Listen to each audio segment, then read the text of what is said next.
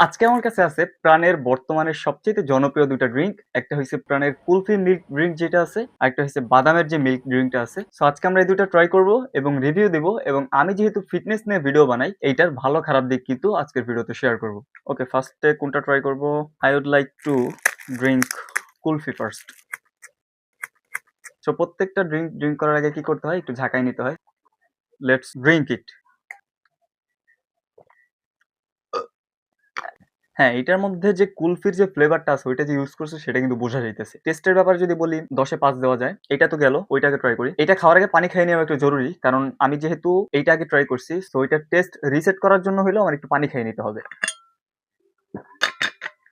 So পানি পান করে আমার মুখ রিসেট করে নিলাম। So now I am gonna drink this বাদামস ওয়ান। আমরা বাঙালি ভাই, দাঁত দিয়ে ছেড়াই আমাদের অভ্যাস। ওহ, এটা শেক করা হয়নি। আমার মনে হইতেছে এইটার স্বাদটা একটু ভালো হবে। আমি এই দুইটার একটাও কিন্তু আগে ট্রাই করিনি।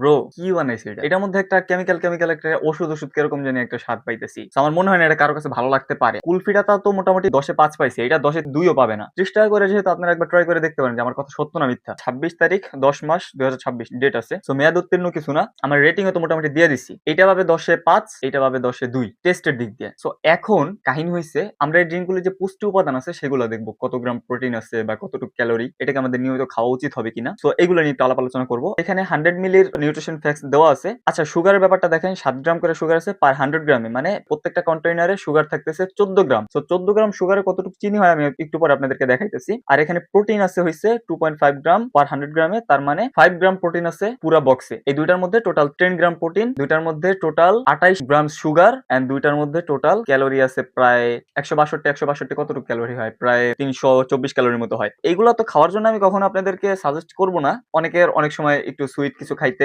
মনে চায়, যেমন আমারও মন চায়, তাই আমি ট্রাই করলাম। আপনারা চাইলে ট্রাই করতে পারেন, ট্রাই করে দেখতে পারেন যে কিরকম। এর একটার মধ্যে কিন্তু 14 গ্রাম করে চিনি থাকে। আমি আপনাদেরকে একটা গ্লাসের মধ্যে চিনি ঢাইলা দেখাইতেছি যে 14 গ্রাম চিনিতে টোটাল কতটুকু চিনি হয়। সো দেখতে পাচ্ছেন যে ওয়েট ইজ 0।